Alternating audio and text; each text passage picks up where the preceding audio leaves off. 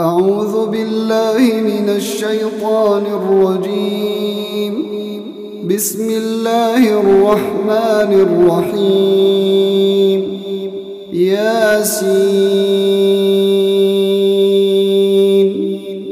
والقرآن الحكيم إنك لمن المرسلين على صراط مستقيم تنزيل العزيز الرحيم لتنذر قوما ما أنذر آباؤهم فهم غافلون لقد حق القول على أكثرهم فهم لا يؤمنون إنا جعلنا في أعناقهم أغلالا فهي إلى الأذقان فهم مقمحون وجعلنا من بين أيديهم سدا ومن خلفهم سدا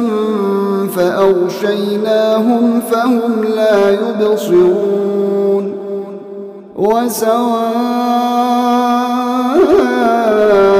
عليهم أأنذرتهم أم لم تنذرهم لا يؤمنون إنما تنذر من اتبع الذكر وخشي الرحمن بالغيب فبشره بمغفرة وأجر كريم إنا نحن نحيي الموتى ونكتب ما قدموا وآثارهم وكل شيء أحصيناه في إمام مبين واضرب لهم مثلا أصحاب القرية إذ جاءها المرسلون إذ أرسلنا إليهم اثنين فكذبوهما فعززنا بثالث فقالوا إنا إليكم مرسلون قالوا ما أنتم إلا بشر مثلنا وما أنزل الرحمن من شيء إن أنتم إلا تكذبون قالوا ربنا يعلم إنا إليكم لمرسلون وما علينا إلا البلاغ المبين قالوا إنا تطيرنا بكم لئن لم تنتهوا لنرجمنكم وليمسنكم منا عذاب أليم قالوا طائركم معكم أئن ذكرتم بل أنتم قوم مسرفون وجاء من أقصى المدينة رجل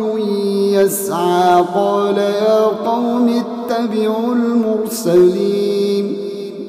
اتبعوا من لا يسألكم أجرا وهم مهتدون وما لي لا أعبد الذي فطرني وإليه ترجعون أأتخذ من دونه آلهة إن يردني الرحمن الرحمن بضر لا تغن عني شفاعتهم شيئا ولا ينقذون إني إذا لفي ضلال مبين إني آمنت بربكم فاسمعون قيل ادخل الجنة قال يا ليت قومي يعلمون بما غفر لي ربي وجعلني من المكرمين وما أنزلنا على قومه من بعده من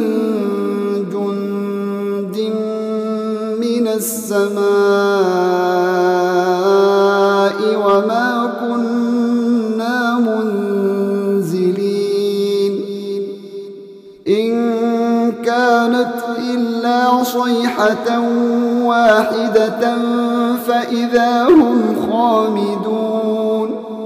يا حسرة على العباد ما يأتيهم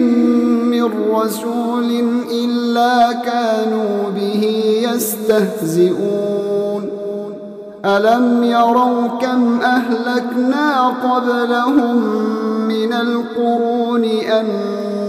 أنهم إليهم لا يرجعون